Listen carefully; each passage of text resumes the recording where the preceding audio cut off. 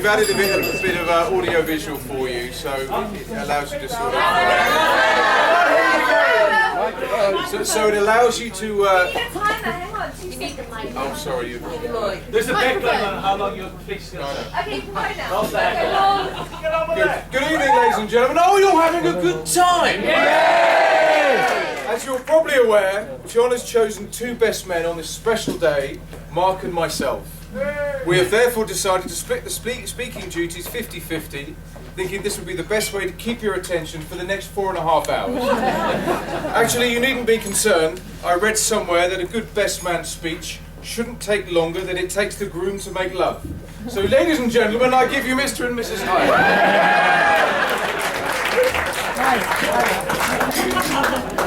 Firstly, can I direct your attention to the bride? I'm not going to go too much detail. We've obviously spoken a lot about Tiffany this evening, but you're looking absolutely beautiful this evening, Tiffany. And of course, our lovely mothers, Anne and Dorothy, and the bridesmaids, Jane, Sarah, Ruth and Jenny, Izzy and Lottie, who I think we can all agree look gorgeous. Let's have another round of applause.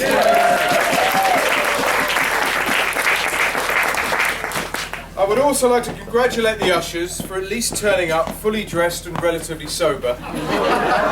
Good work, fellas. Like many a groom before him, I know that John had a real dilemma when it came to selecting a couple of his best pals to conduct the tremendously difficult task of telling people where to sit in the church. And to the groom. Have you ever noticed that nobody ever seems to pay the groom a compliment?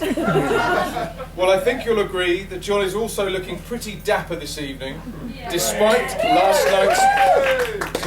last night's nocturnal exertions. Yes, I can confirm that John is widely recognised as one of the loudest snorers in Europe. In fact, having shared digs with John over many years, I can only compare it to the sound of a wounded warthog and particularly heavy mining equipment. And it was due to this nocturnal impediment that as a child, Dorothy and Chris consigned him to the most remote bedroom of their house in Wilmington. And I understand that Tiffany is still undergoing treatment for early onset hearing loss. Finally, I'd like to mention to my stags. Gentlemen, would you please be upstanding, my stags?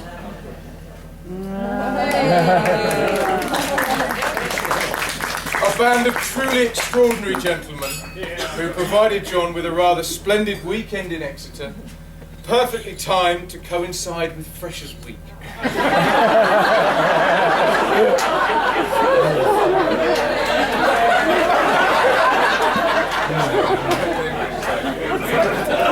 Looking like characters from the bar scene in the original Star Wars movie, I lost count of the number of times that we were asked in the nightclub whether we were there to collect our respective sons or daughters.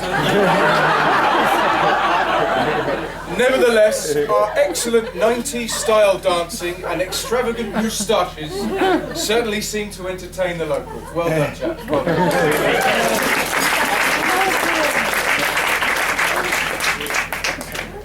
For those of you not familiar, John and I met on the green in a small village called Warmington in the summer of 1984. John cut a slim athletic figure and proved himself to be particularly competitive during our games of five-a-side football, which would often last from sunrise to sunset. Throughout our early teenage years, and given the remoteness of our village, we were forced to use our imagination, and our boundless creativity led to the discovery of many new and exciting games. The location for most of our idea making was the local public house, the Plough Inn. It was here that we completed most of our GCSE and A-level revision, discussed our strategies in relation to the opposite sex, and became particularly proficient in a number of drinking games. So much so that we often played 6 or 7 of these games simultaneously, attracting a small crowd of bemused locals. Another one of our favourite pastimes was called the Amaretto Olympics.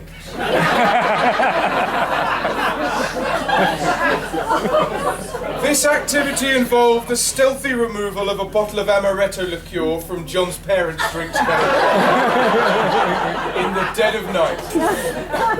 This was followed by speedy consumption of said bottle between 3 or 4 teenagers sat in my parents' kitchen. The subsequent carnage began with the very creative reorganisation of all of the street furniture in Warmington, followed by the detonation of fireworks from homemade shoulder-mounted fashioned from plastic tubing and spray painted black. Given the number of thatched roofs located, the skill of this game came from not turning our small community into a blazing inferno and avoiding the large throng of angry locals whose evening had been disturbed by our amateur pyrotechnics. Another short-lived activity was that of Zippo lighter tattooing. This was played by only the highest-ranking members of our Warmington posse and involved a mild anaesthetic of 4 pints of Hook Norton Ale, 2 packets of smoky bacon crisps and a hard-boiled egg. Once consumed, the cartridge of the ceremonial Zippo lighter was heated until glowing red hot and then applied to the back of each of our hands in an act of eternal bonding. With our branding complete, we felt a sense of true brotherhood, and if you look hard enough, you may notice 1 or 2 individuals sporting these sacred symbols amongst our number this evening. Sadly, this activity was short-lived, as 2 days after one of our ceremonies, a member of the group was found to be suffering from gangrene in her arm, caused by soot poisoning, it appears. So we decided the ritual should be consigned to history. It was soon after this time that John was admitted to Exeter University and Mark's story begins. I have a particular fondness for those early years. We were like brothers on a voyage of discovery.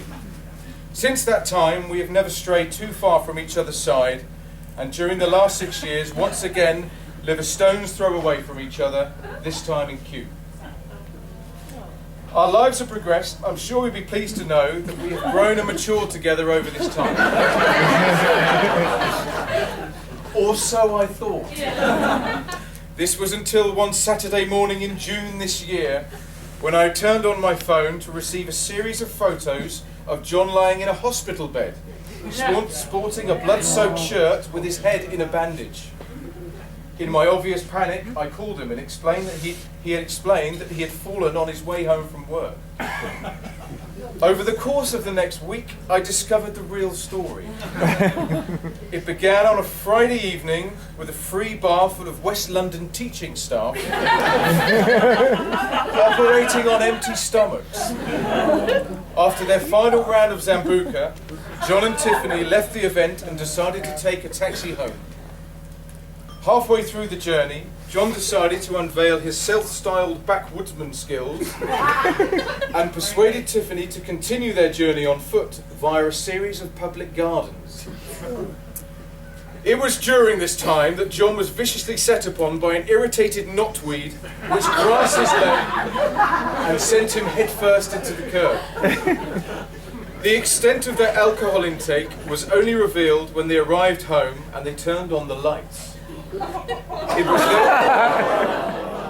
It was then they realised that John required pretty immediate medical assistance.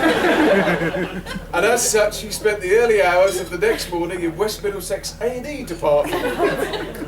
My mind is now put at rest that Tiffany has experienced the full range of John's alcohol-induced urban ninja repertoire.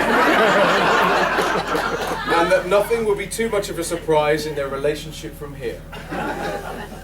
In all seriousness, we have never seen John as happy as he is today. So let me now turn to the words of someone else. A big influence in mine and John's early years, the late Ian Curtis from Joy Division, and the track A Means to an End from their first album, Closer. A legacy so far removed, one day will be improved.